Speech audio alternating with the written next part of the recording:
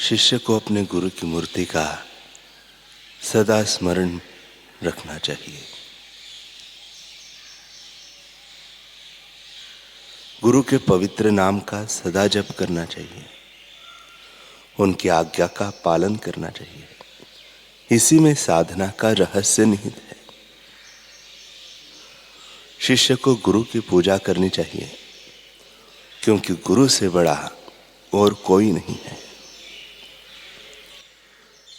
गुरु के चरणामृत से संसार सागर सूख जाता है और मनुष्य आवश्यक आत्म संपत्ति प्राप्त कर सकता है। आप जब ध्यान में बैठे तब अपने गुरु का एवं पूर्व के सब संतों का स्मरण करें। आपको उनके आशीर्वाद प्राप्त होंगे। शास्त्र एवं गुरु द्वारा निर्दिष्ट शुभ कर्म करें। शांति का मार्ग दिखाने के लिए गुरु अनिवार्य है। वाहे गुरु, यह गुरु नानक जी के अनुयायियों का गुरु मंत्र है। गुरु ग्रंथ साहिब पढ़ो तो आपको गुरु की महत्ता का परिचय होगा। गुरु की पूजा करके सदा उनका स्मरण करो, इससे आपको सुख प्राप्त होगा। श्रवण माने गुरु के चरण कमलों में बैठकर वेद का श्रवण करना। गुरु सेवा महान शुद्धि करने वाली है। आत्म साक्षात्कार के लिए गुरु की परम आवश्यकता है। अज्ञान का नाश करने वाले तथा ज्ञान देने वाले सद्गुरु के चरण कमलों में कोटि कोटि प्रणाम है। जो उच्चतर ज्ञान चित्त में से निष्पन्न होता है, वह विचारों के रूप में नहीं अपितु शक्ति के रूप में होता है। वह ज्ञान गुरु शिष्य के प्रति सीधे सीधे संक्रमित करते हैं। ऐसे गुरु चित्त शक्ति के साथ एक रूप हो जाते हैं। आत्म साक्षात्कारी गुरु इस जमाने में सचमुच बहुत दुर्लभ है। हम संत श्री लीलाशाह जी महाराज का जीवन चरित्र श्रवण कर रहे थे।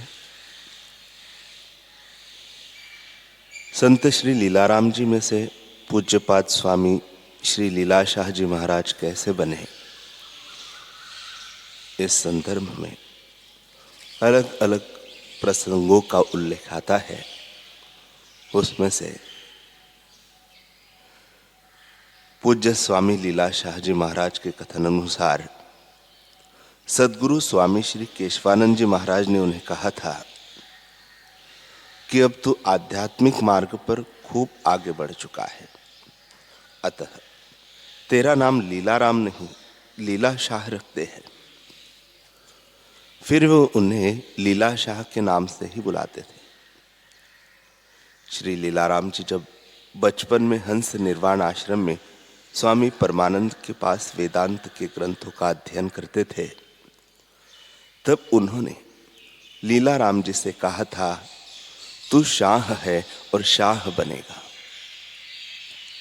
दूसरी एक अलौकिक घटना के कारण भी उनका नाम लीलाशाह जी पड़ा था। जब भारत पाकिस्तान का विभाजन नहीं हुआ था, उन दिनों में किसी जमीन की बाबत हिंदू और मुसलमानों में 30 वर्ष से झगड़ा चल रहा था। हिंदू कहते थे कि यह हमारा झूलेलाल का मंदिर था और मुसलमान कहते थे कि यह हमारी मस्जिद थी। उस समय अंग्रेजों का राज था। अंग्रेज चाहते थे कि हिंदू एवं मुसलमान भीतर ही भीतर लड़ते रहे। दोनों पक्ष कोर्ट में धक्के खा खा कर थक गए। आखिरकार दोनों पक्षों ने विचार किया कि यह धार्मिक जगह है। हिंदू एवं मुसलमान दोनों धर्मों के अग्रणी इकट्ठे हो, जिनके संत का प्रभाव ज्यादा हो, उन्हीं की यह धार्मिक जमीन मानी जाएगी। उस जमीन पर एक नीम का वृक्ष था, जिससे उस जमीन की सीमा निर्धारित होती थी। दोनों पक्षों ने अंत में ठहराव पास किया कि जिस पक्ष का कोई पीर फकीर उस स्थान पर अपना कोई विशेष बल, तेज या कोई चमत्कार दिखा देगा, उस पक्ष की वह जमीन होगी। तब हिंदू लोग पहुंचे पूज्य लीलाराम जी के पास एवं बोले, हमारे तो आप ही एकमात्र संत हैं। हमारे से जो कुछ हो सकता था वह सब हमने किया, किंतु निष्फल रहे। अब पूरे हिंदू समाज की इज्जत आपके हाथों में है। अब तो संत कहो या भगवान, आप ही हमारे एकमात्र आधार हो। संतों के पास अहंकार लेकर जाने वाले खाली हाथ ही लौटते हैं, किंतु विनम्र एवं श्रद्धालु लोग शरणागति के भाव से जाते हैं तो संत की करुणा कुछ देने के लिए जल्दी बरस पड़ती है। आए हुए लोगों की प्रार्थना सुनकर पूज्यपाद स्वामी श्री लीलाराम जी महाराज उस स्थान पर जाकर जमीन पर दोनों घुटने के बीच सिर झुकाकर बैठ गए।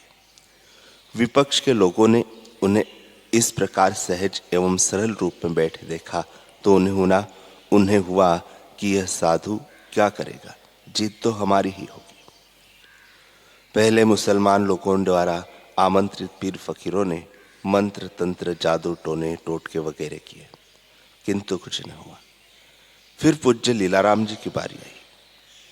पूज्य श्री लीलाराम जी बाहर से भले साधारण दिखते थे, किंतु उनके अंदर तो आत्मानंद हिलोरे ले रहा था। बाहर से कंगाल दिखते हुए भी भीतर से आत्म मस्ती में बैठे हुए संत जो बोल दे उसे होने से कौन टाल सकता है।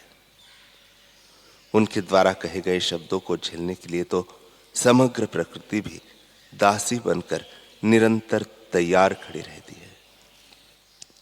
भगवान श्री राम जी के गुरु वशिष्ठ जी महाराज कहते हैं, हे रामचंद्र जी, त्रिलोकी में ऐसा कौन है जो संत की आज्ञा का उल्लंघन कर सके और सुखी रह सके। श्री रामचरितमानस में भी भगवान शंकर पार्वती जी से कहते हैं, संत अवज्ञा सुनहु भवानी, जरही भवन अनाथ की नाई। जब लोगों ने पूज्य श्री लीलाराम जी से आग्रह किया तब उन्होंने अपने मस्तक को धीरे से उठाया। सामने ही नीम का वृक्ष खड़ा था, उसके ऊपर दृष्टि डालकर गर्जना करते हुए उन्होंने आदेश दिया, ए नीम, यहां क्या खड़ा है, जा वहां जाकर खड़ा रहे। बस ऐसा कहते ही नीम का पेड़ सर सर करता हुआ खिसकने लगा एवं दूर जाकर खड़ा हुआ।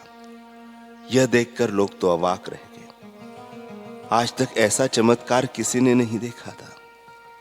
अब तो विपक्ष के लोग भी पूज्य श्री लीलाराम जी के पैरों पर गिर पड़े। वे समझ गए कि पूज्य लीलाराम जी कोई सिद्ध पुरुष है। उन्होंने हिंदुओं से कहा, यह केवल आपके ही पीर नहीं है, परंतु हमारे आपके सभी के पीर है। आज से ही लीलाराम नहीं परंतु लीलाशाह है। तब से लोग उन्हें पूज्यपाद स्वामी श्री लीलाशाह जी महाराज के नाम से जानने लगे।